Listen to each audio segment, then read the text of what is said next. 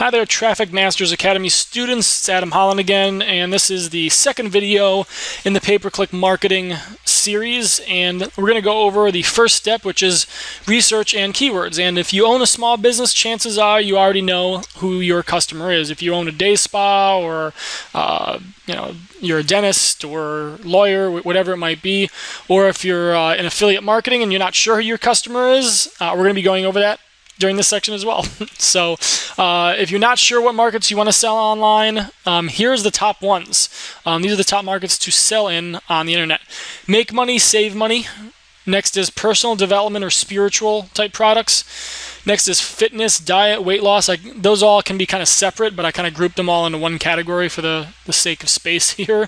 Next is dating and relationships. The dating niche is huge. There's lots of products out there in terms of relationships. Saving your marriage, or getting your ex back, or how to flirt, or all sorts of different products when it comes to dating and relationships. Then there's the e-commerce. That's maybe reselling Amazon type products or things like that. Then you've got different hobbies and interests and such outside of those. So the big thing that you absolutely need to do before getting started in any market is you need to know thy customer. Who's the ideal customer that you're looking for? What is their age and gender? And you need to be really specific about each of these things. And every time that I'm building a sales funnel for a client, or I'm doing a new marketing campaign for either myself or for a publisher that we're working with or whatever, these are all the things that we go through with them to really hone in and identify who their target market is. And the nice thing is you might have multiple different kinds of customers, and you're going to be able to actually do research, find keywords, and write ads specific to each one of those demographics, each one of those types of customers. That being said, just focus on at least just one specifically at this point, and what is their specific age and gender? What are their top 3 pain points or pressure points? What really keeps them awake at night? What's frustrating to them? What is their why? What is their desired outcome or result or lifestyle if they should use your product? What are their interests, movies, music, hobbies, their daily lifestyle? What books do they read? What shows do they watch? Everything. What are their biggest fears? What are their biggest regrets? Really, it's not just about trying to identify what kind of things that they like to do. It's about really getting into the emotions of what they're feeling and the things that are kind of controlling their life in a way. What is filling them with anxiety and stress. What problems can we solve? So this is an example customer avatar that we created for, I think it was a weight loss product. And just going through this bullet point by bullet point, this is a 45-year-old female, a mom with 2 kids. A lot of people like to name their customer avatar. So if you want to be that specific, go for it. So I'll name this mom Cheryl. Let's call her Cheryl. Cheryl doesn't have a lot of time. She wants to be able to relax after dinner or when the kids go to bed. Maybe she drinks some wine or watches TV like The Voice, American Idol, listens to some Katy Perry or something, but she just doesn't have a lot of time because of her work schedule and her 2 kids. Maybe even be more specific about how old the kids are too. She wants to lose weight but isn't sure when she can fit it into her schedule. She wants to have a good self-image but isn't getting much attention from her husband. Can you see that's kind of some of the things that could keep this mom Cheryl awake at night? So think about these various things, and I can go on. I can write 20 bullet points on this person and really dive into their life. And if this is kind of a side note here, if you're wondering what kind of things people are asking questions about, or people, what issues people are seeing, go on to Yahoo Answers and just see what people are searching for on there. You'd be very surprised. So our goal is to translate our customer avatar's details into target keywords, and eventually we're going to make a huge list of keywords, 10,000 to 30,000. Now don't let that number intimidate you. We're not doing all that manually. We're only come up with a list of about 10 to 15 to 20 probably manually, but we want to eventually get up to a keyword list of around 5, 10, 15,000 minimum. If you can build it out to 30, hey, great. And then in the next parts after that, we'll write ads and then put everything together in some of these later videos. So let's go back to this example customer avatar. And I'm just going to go through here and I'm just going to underline some different things. So mom with 2 kids and doesn't have a lot of time. Her schedule, a lot of those things kind of kept jumping out. And then we've obviously got some specifics in here about wine and watches some TV shows and listens to music and stuff. But she just wants to be able to relax and kick back, and she doesn't have the energy or the time necessarily to work out. But she does want to have a good self-image, and she wants her husband to notice her. So that's some things to keep in mind. So let's go on to the next slide here and keep these things in mind as we're going into this. So the whole idea here between, let me go to black, I think. Yeah, okay, good. So going into keyword relevance and why, like, you're thinking like, why is the fact that she listens to Katy Perry even relevant? What does this even matter? What tends to happen, I kind of call this the keyword relevance pyramid.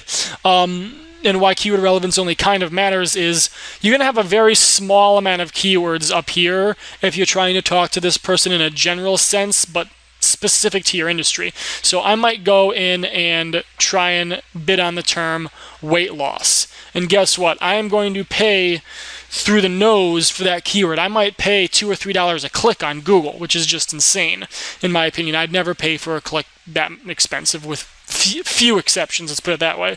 So this is highly targeted because it's somebody specifically looking for weight loss. The problem is it's highly competitive, and by probably lower volume, it means that there might be a high volume of traffic available, but it's going to be low volume because we're not going to want to be able to afford that. Our budget's going to be maxed out, quicker, and we're not going to have enough data to do our testing and stuff. Now, the further we go down this pyramid, the more maybe vague or generic you might think these keywords are getting. But what's going to happen is, oops, this says higher, lower volume. That's weird. That shouldn't be like that, but whatever.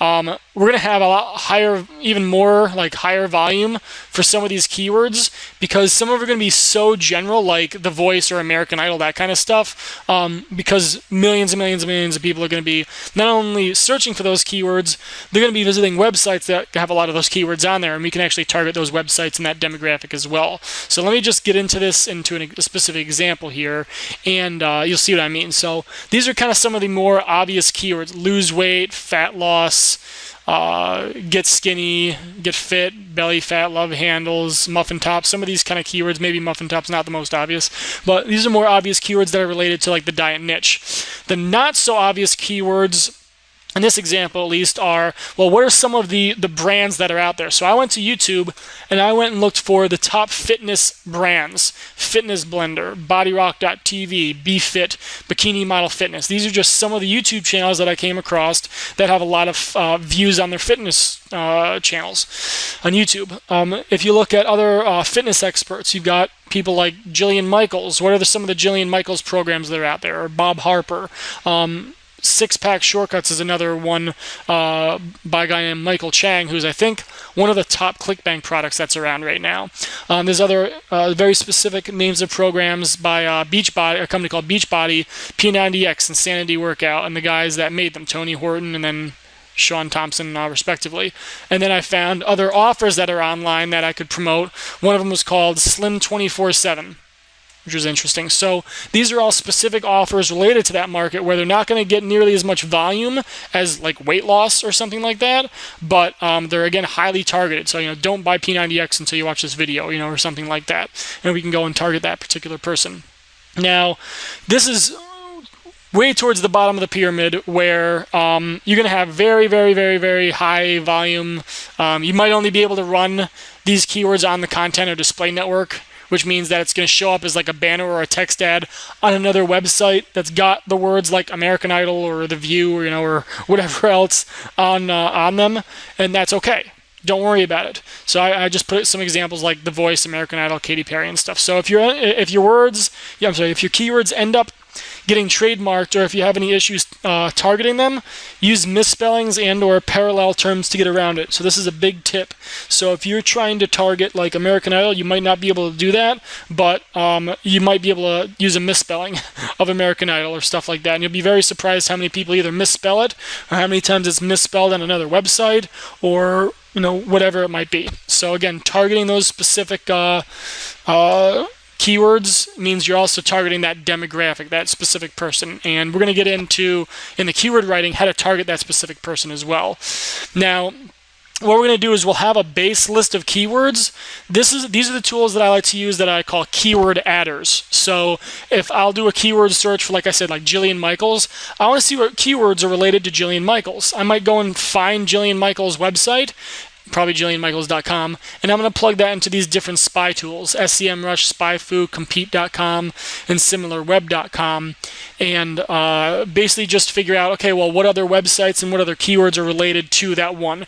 And what you'll find is you might only manually be able to come up with 10 keywords or so, but you run them through these different spy tools, and that's going to give you, 30 to 100 additional ones. And then you're going to use our next tool, the keyword multiplier, and you're going to be able to turn that, 10, 20, 30, 100 keywords into 10, 20, 50,000 keywords. And this is where it gets really exciting, the keyword multiplier. So right now, if you do this for your avatar specifically, and again, if you're not unsure about that, go back to what an avatar is, and you'll go through and answer those questions about who you want to target. You could want to target a stay-at-home mom. You might want to work with people with an engineering background. You might want to work with people that are into sports.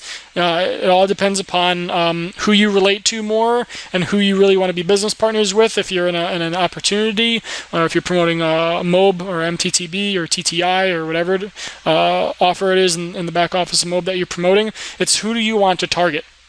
So after you go through and create your avatar, you should have around 10 to 30 keywords total.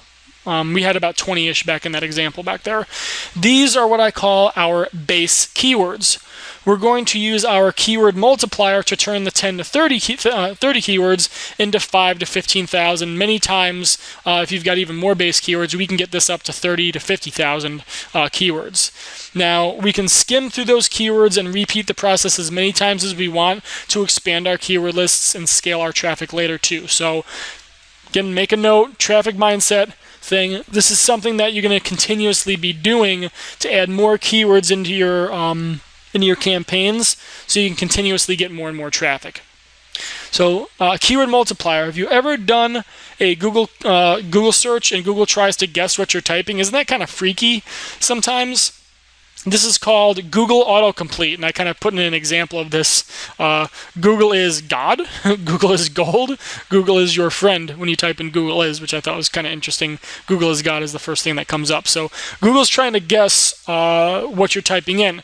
Now Google's got a lot of data. They have billions of search queries a day, and they know exactly what most people are going to be searching for when they start typing something in. So it's kind of freaky that they can kind of anticipate that. Now, imagine going to Google, Imagine going to Google and typing in the keyword term, and then you get the top results from Google. You go and do it at Yahoo and Bing, and you do it on Amazon, and then you do it on YouTube, and you figure out what those top search terms are. Now, and that's just with one keyword term. So, like, again, let's say I put in weight loss. Now I want to go in and back to those same platforms, and I'm going to type in weight loss, hit the space bar button, and then hit A, the letter A, and see what comes up. And then, B, and then C. So like for weight loss S, weight loss solution might be the first thing that comes up. Or weight loss B might be weight loss bodybuilding or something like that. So if you did this manually, I call this autocomplete hell. You never want to do that manually. You could, but you'll never have a life. Marketers and business owners, for that matter, smart business owners, automate and systematize, or systemize, if that's a word, everything. I suggest picking up a keyword tool called Keyword Snatcher. It's $47, one-time fee. It'll save you hours of tedious work. I've used it for probably the last 2.5 years. I haven't paid anything more for it ever. It was $47 one time. Don't work for $1 an hour. Just use the software. Software is going to save you hours and hours of work. So this is, again, it's not an affiliate link. Their website, I believe, is keywordsnatcher.com. And I'm going to do a quick example of how it works here very shortly, and just real quick. And I'm going to do a quick search and download and copy the results. So hang on one second here. Okay, so here we are at the back office of Keyword Snatcher, and I've got all the different sources check marked. And if I just type in like weight loss here, there are some other options in here, like if you want to treat the query as the whole word, or all this complicated stuff, don't worry about it. If you want to filter some keywords, that's the only thing. If you're going to do anything complicated, feel free to show some of the advanced options, but I just generally skip all that. So all I'm going to do here is I'm going to click on Get Suggestions, and this is basically what it does is it types in weight loss into these different sources, and it found all the autocomplete results from all these different sources. And hopefully I'll be able to scroll down here. So as you can see, somewhere around here, there's a lot of them that start out with A. So you can kind of see where it started to do weight loss space the letter A. So after pregnancy and HGH, affirmations, advice, all those are coming from space A. And if I keep scrolling down, breakfast, body cleanse is all the B's, that kind of stuff. And we can keep going further and further down. And it goes through the whole alphabet and 0 through 9. And then it'll actually take all of the previous first sets of keywords and go back and start doing the autocomplete for weight loss journey, weight loss before and after pictures. So what it did, you could see weight loss before and after pictures. If I scroll down here, see if I can do it, because this is going really fast. Yeah, so it took weight loss before and after photos, and it also found weight loss before and after men, photos, Pinterest, stories, blog, forum, face, that kind of stuff. So it's basically going in and just pulling more and more keywords from the previous keywords that were actually up here. And that's taken, 60 seconds or so? And we've got 2,300, almost 2,400 keywords. Now 2,400, 2,500. And you can let this run as long as you want. Chances are most of the keywords that are way down here are going to be less and less relevant to what you're doing. It'll still be related sometimes to weight loss, but I mean, I won't go over 3,000. I mean, with this, in this case, I know it went kind of fast. Sometimes, I mean, it might only go to 500. Again, this is a very highly searched term, so there's lots of terms available. So 3,000 keywords isn't out of the question. So that's pretty kick butt right there. That's all I got to say. So basically what you want to do with this, you could download with text. I suggest changing this to CSV and then download it and click on download the suggestions, and it's going to download a CSV file, which is basically like a spreadsheet file. And the reason that we want to download it as a CSV is you'll see very soon in the next section here. Whenever we do use our keywords or upload our keywords to the ad networks, they all take CSV files. So it just makes it very simple.